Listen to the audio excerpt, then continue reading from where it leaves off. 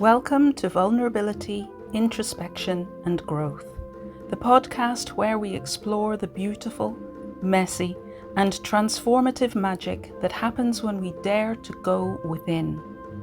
I'm your host, Robin Harris, and in each episode we'll dive into real, honest stories from people who've faced their fears, embraced their vulnerabilities and discovered unexpected growth in their personal lives, careers, or businesses. This is a space for deep listening, open hearts, and soul-nourishing conversations. Because when we meet ourselves in our rawest moments, that's often where our greatest wisdom starts. Let's begin. Hello and welcome back to another episode of Vulnerability, Introspection and Growth. And today I am delighted to have with me Karen Bashford. Hello Karen and welcome. Hello and thank you for having me. I appreciate the opportunity. Oh, it's a pleasure. And to tell you a little bit about Karen, I shall read you her bio. Karen believes everyone has the potential to live a life rooted in love, respect and abundance. It wasn't until she experienced a nervous breakdown that she realised it wasn't her family holding her back, it was herself. To change her life, she had to change from within. In her 60s, surrendering for the first time enabled Karen to let go of the need to live by others' rules, especially those of her family. Through this, she learned to love and respect herself. Letting go gave her space to explore her past and uncover the connection between body, mind, and soul, recognizing how childhood experiences shape our choices. Self-awareness became the turning point of her life, opening the door to fun, laughter, and joy. From this journey, the Sloth or Beaver toolkit and toolbook were created. Her guiding mantra is, and I love this, we have a choice in everything we do. When we dare to dream, we create miracles. Be curious like a child. It's just magical, Karen. I love it. Well, that's how I live nowadays. I am curious. I am so much into just letting things unfold as they need to and just enjoying the journey. It's no point in stressing over anything. I've given up stress. Absolutely. Just let go, take off some of that pressure and have more joy and fun because life just feels so much better then, doesn't it? Oh, absolutely. Wouldn't be without doing what I do now. Now I know. Yeah. And it is that thing of you only know and really it clicks when it clicks. And the timing is whatever the timing is. Yeah, most women wouldn't wait until they're 60. They'd probably look at their life at 40 and say, this isn't working. But no, I had to wait until I was 60. So I always ask 3 questions at the start of every podcast to help people tune in. And the first of those is, what makes your story relatable for others? I think my story is something so many women experience. We have so much expectations placed upon us, and our experiences are that of not being worthy of being listened to. Yeah. Getting back that voice, reclaiming that voice. So who do you feel will gain the most from listening to this conversation? I would say predominantly women, but I do know my experience really does relate to men as well.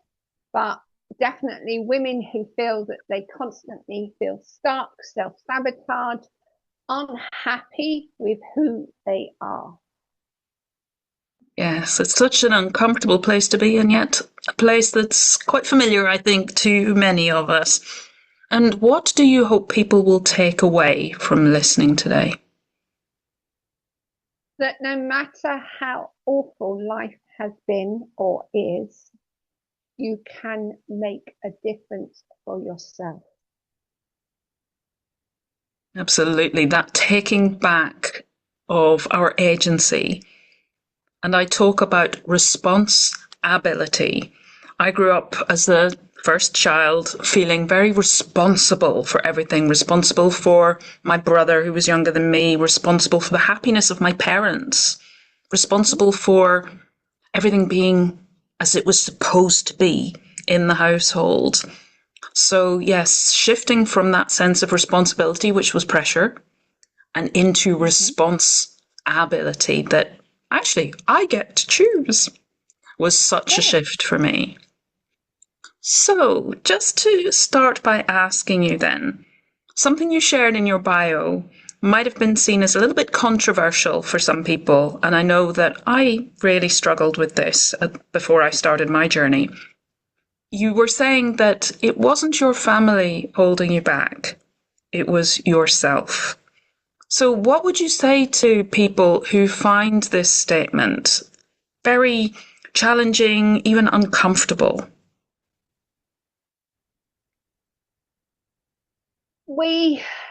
How do I put this? The problem is we listen to so many other people, and yet nobody controls our actual thoughts.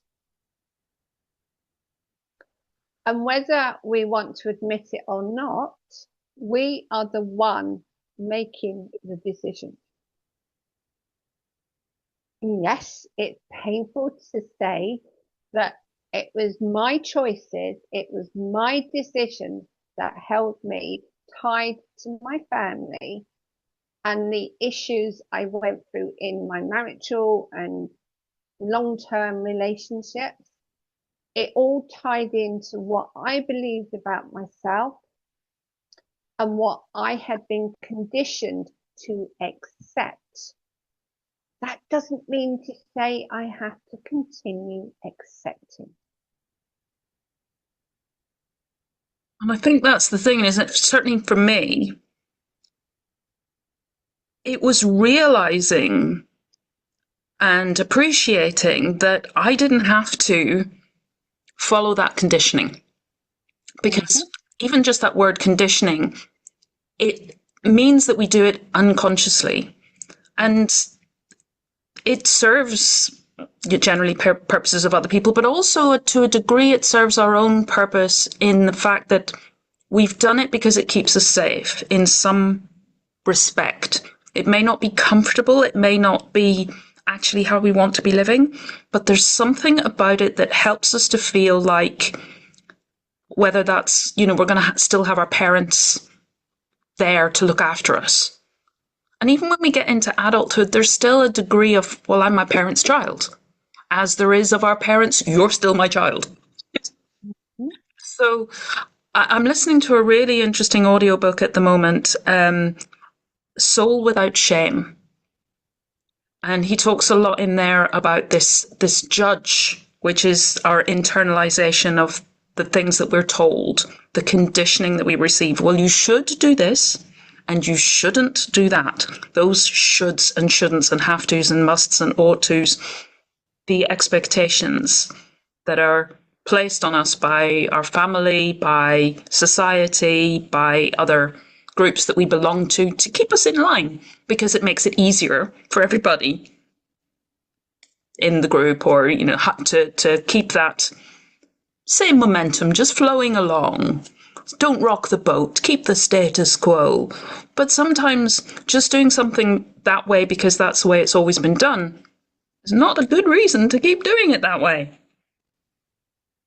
Yes, and something I realized while I was going through my nervous breakdown was that I kept going to my mother because there was a sense of duty. At times I would have wanted to say, I'm not coming this week, or I'm not phoning you tonight, and things like that. But there was this sense of duty that I'd be letting her down if I didn't. And yet continually saying yes meant I was letting myself down because I knew she was draining my energy. we're not taught, particularly in some situations as women, we are not taught that it's okay to prioritize our own needs, or even to recognize sometimes our own needs. And that as women, our role is to be the nurturer, the one who looks after other people. Which then, as our parents get older and less able, maybe, more frail, they're experiencing maybe health issues or whatever, then that expectation, that duty is we take on the role of caregiver. Yes, and in my case, I was basically the person that supported her emotionally, and the person that turned up most weekends to take her out. And yet I had a brother, or I have a brother and sister, who were more than capable of doing so, or even if they didn't do so, they could have at least supported me. But that never happened. I never got the support. So basically, I felt as though I was the only child looking after my mother. And that's a tough place. And that's a place so many women land up in. And that makes it even worse. If you're struggling already with self-worth and such, like, to suddenly find that when you look around, there's nobody there supporting you. To the person that is supposed to be the mother to all the siblings, not just you, but to all the siblings, and yet they can't be bothered to give that support to her. And unfortunately, we get into these patterns all too easily. And for whatever reason, that maybe the other siblings, it's easier just to let you take that role. And then they don't have to worry. They can just abdicate that responsibility or whatever. But it just becomes a pattern then. And it's easier to keep going in that pattern, and for you too, rather than to challenge it. And whether you feel like, well, I tried challenging it and nobody's listening, because I know that I felt that in my own situation. I felt I was asking for support and understanding. But looking back now, I wasn't asking in a way that other people could appreciate what I was asking for. And that they felt, yeah, I can do that for you. My way of asking was not effective because, like you're kind of talking about there, that self-worth, I wasn't asking in an assertive way of expecting to receive. I was asking in, admittedly, a rather whiny and needy way. And it's taken me a long time, I think, to realize and appreciate it's not just the asking, it's how we ask, and to be able to hopefully ask more effectively, but to understand why some methods aren't. Yes, that's very true. But interestingly enough, the few times I did actually state categorically that I needed help, I was actually shot down. They actually argued that I didn't need help. Yeah. And yet they complained at me that my mother always spoke as I did to them because she was always with me.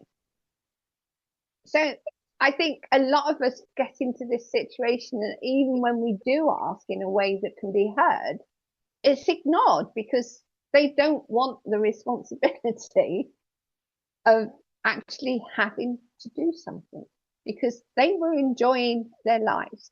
Why would they take something else on? And it's that thing as well of when you put down boundaries, people don't like it because it changes their status quo, which they are not comfortable with. We don't like change as humans generally, do we? We find it challenging, we find it uncomfortable. But it does have so much potential within it. Although, thinking of the name of this podcast, it does make us feel very vulnerable. And it can require us to go within and to think, about what's really going on here. Why am I behaving in a specific way? And is that supporting me? Is that supporting those around me? Whether you're on the, no, I don't want to get involved, or the, I'm the only one carrying this. Because so many of our behaviours in those situations, when they're conditioned behaviours, they're not conscious. We're not sitting there thinking, how is this impacting on other people? We're just in our own little groove and just keeping on, keeping on. And I know that one very well, as I'm sure many other women do as well. And it's painful in itself to become conscious of these are the behaviours that I have been conditioned to and that I've just been plodding along in. And to have to really then become conscious of that in order to be able to change it. And to have to suddenly think, what do I want? How do I create that difference? And I think for me, the first true turning point, was when I got blamed by my mother for not answering my phone when she wanted me to. And it was like this moment of, but I work. How I can't just stop everything to answer a phone call because it's you phoning. And that was a big turning point. It actually snapped something in me. And it was like, what the hell?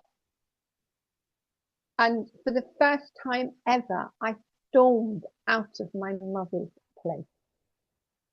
But I needed to break that connection, and that was a massive, massive turning point.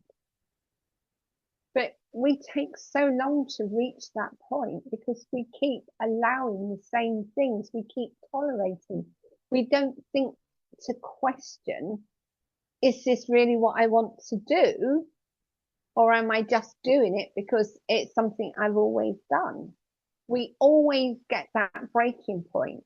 And interestingly enough, it was only after I'd started my breakdown that I actually reached that point of saying to my mother, I just can't do this anymore. Because for the first time ever, there was part of me going, yeah, but you matter. And that was such a huge shift in me. And yes, I'd already recognized that things I was doing was not helping me, but to actually have the courage, even if it was in a moment of just pure anger, which had obviously been building for years, to have that moment of, I'm not doing this anymore. I don't know what you're expecting from me. And literally getting up and walking out. And I even slammed the door. And that in itself was like, And I think this is where our body holds such wisdom, that frustration, that build-up of anger, that outburst, and the exhaustion that you were feeling and the breakdown that you were beginning to go into was your body saying, enough, stop, this is not how you should be living, and in an appropriate should there, as opposed to the shoulds and the expectations that are placed upon us that are so heavy and so restrictive, and that on an instinctive level we know this is just too much. It's not appropriate. I am an individual in my own right, and I have that, I should have that space. I have a right to my space, my voice, my life.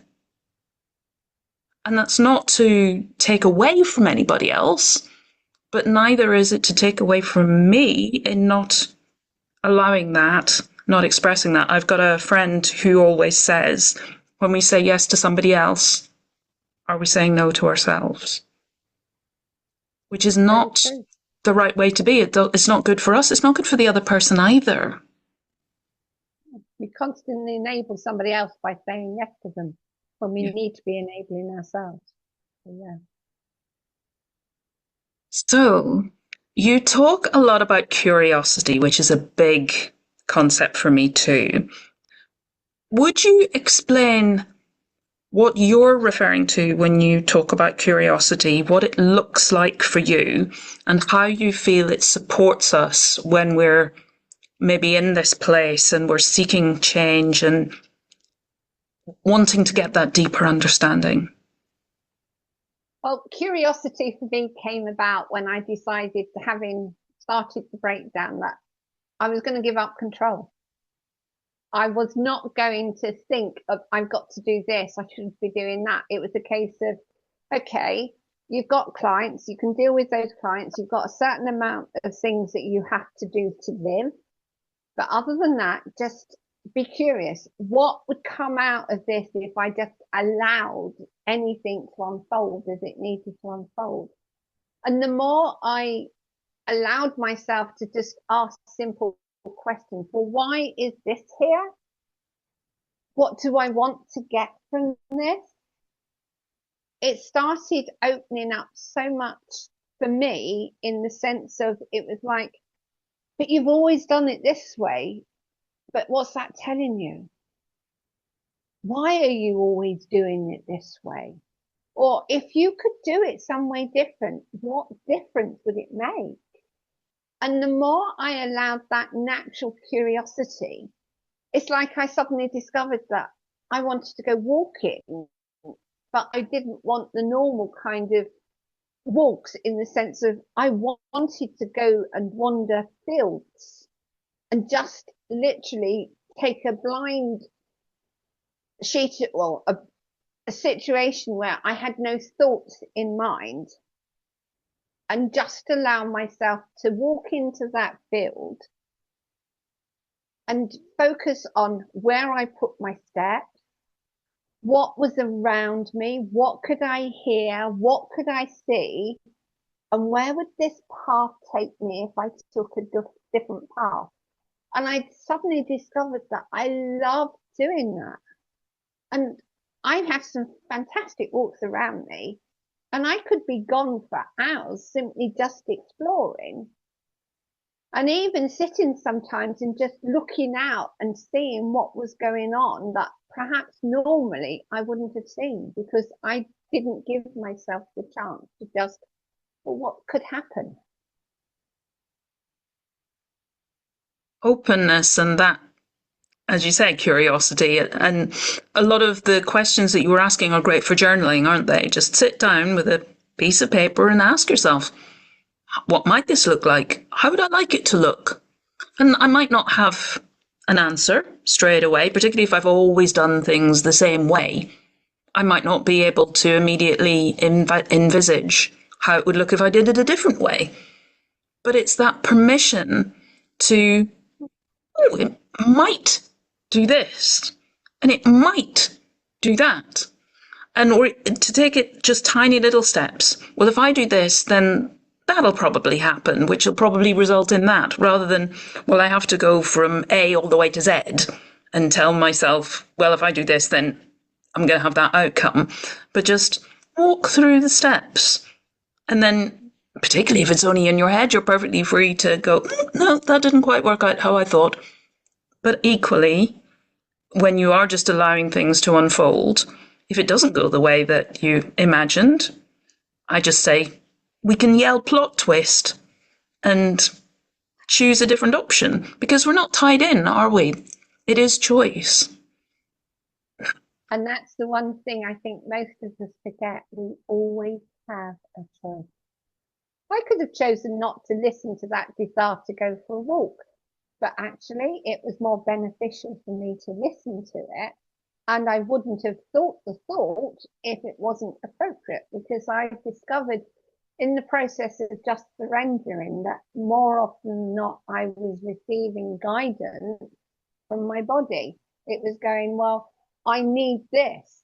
Or my guides would go, well, you want to do this, but you're still stuck in this. Let's just go and look at it from a different perspective.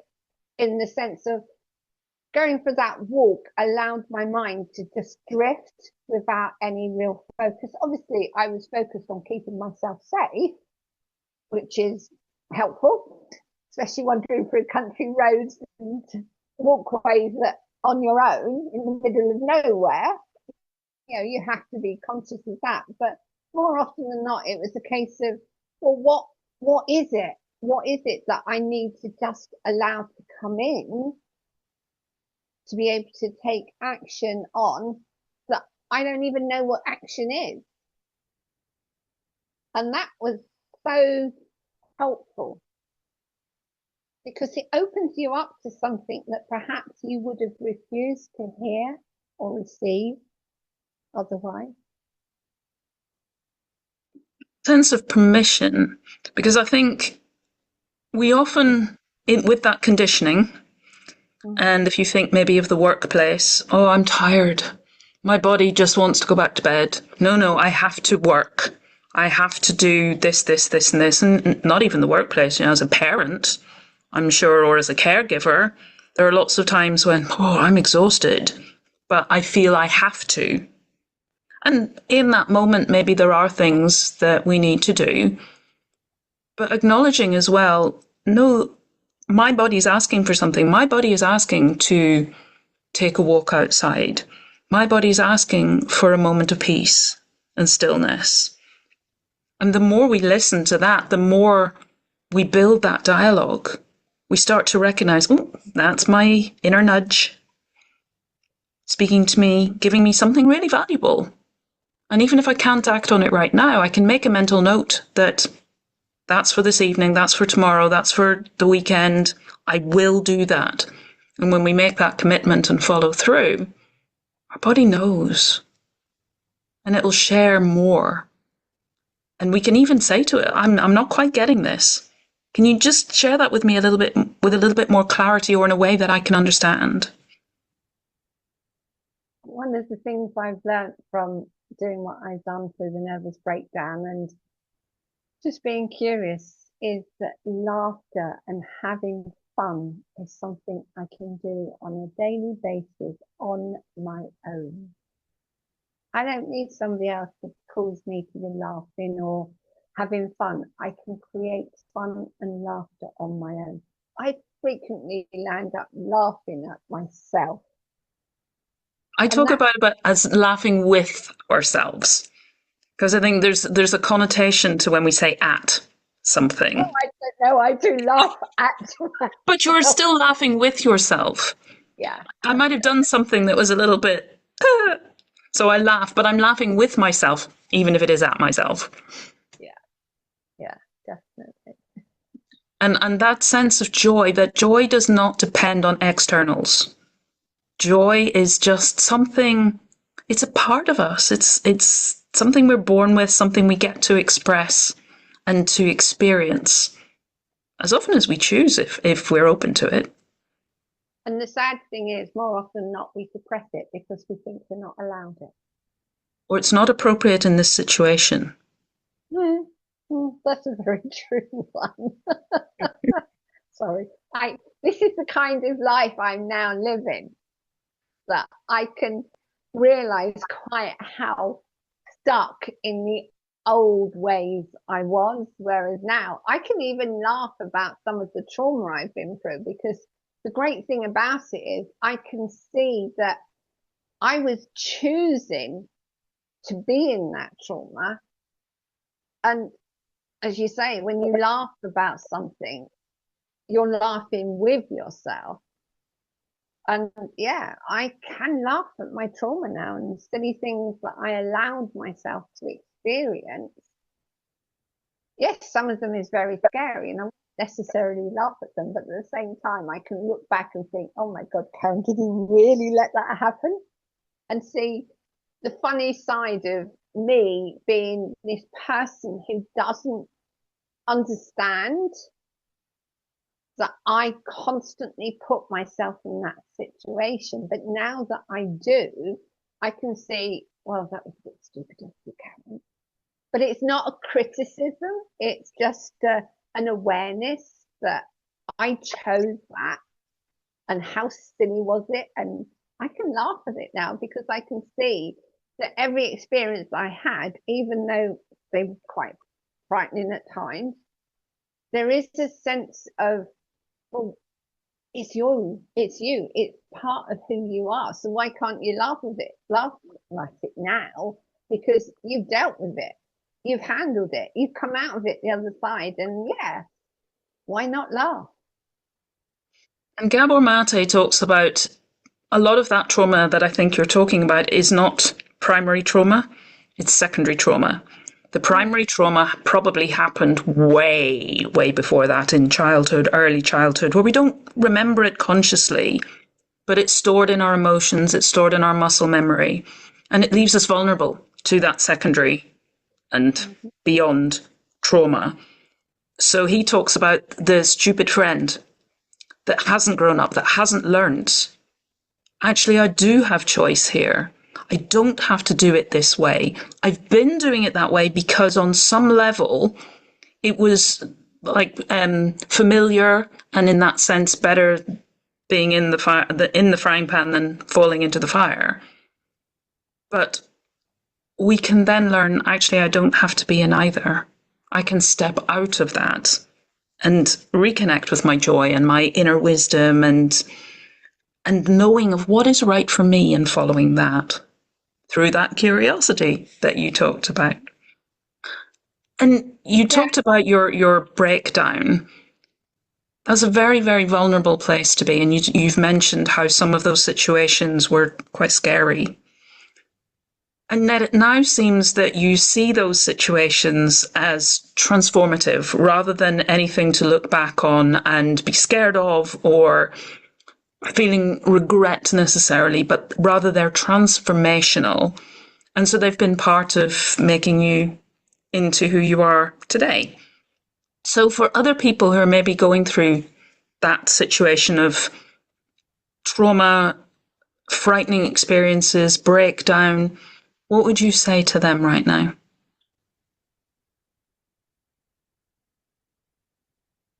For me, my breakdown was an absolute blessing.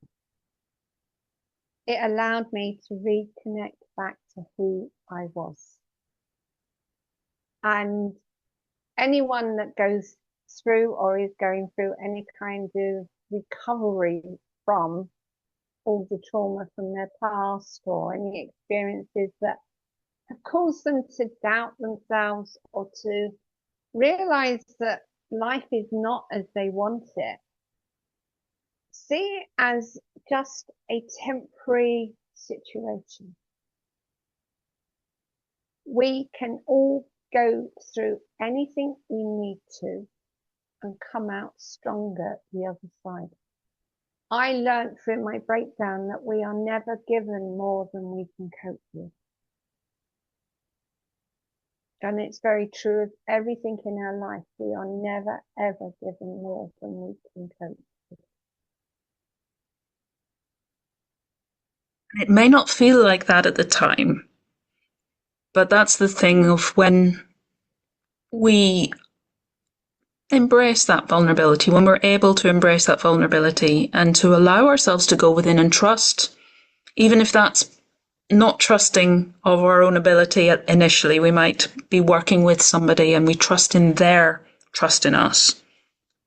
That can result in growth, and that growth is transformative and is incredible when we come out the other side. We look back and we think, oh my goodness, I'm in such a different place than I was. I never ever thought that even this was a possibility. It's way beyond anything I imagined. Well, I cannot believe the difference between who I am now and who I was before the breakdown. There's such a vast difference. And it wasn't until I shared about my breakdown, I didn't share it with my family. I got told off when I did for not telling them. Okay, that's a good way of dealing with somebody who's just been through a breakdown, but never mind. But I shared with somebody about going through the breakdown, and they come back and said, that shows how resilient you are. And I hadn't even thought about resilience. I had no conception of what resilience meant for me personally, or even really what resilience meant in the broader terms. I had never thought of it because I never thought that what I was going through or what I'd been through had actually made me resilient. It wasn't part of my vocabulary. So suddenly to be told, you've been very resilient and you're very resilient, and I'm sitting there thinking, really? But we don't realize just how strong we are.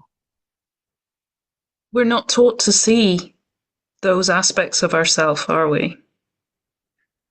But that's exactly, I think, where the transformation can come about, because we suddenly realize I have these strengths, I have these skills and abilities that I would never have seen if I hadn't been through that deeply challenging situation that pushed me to look within, pushed me to draw on things I never knew I could, tools I never knew I had, resilience I never knew I had.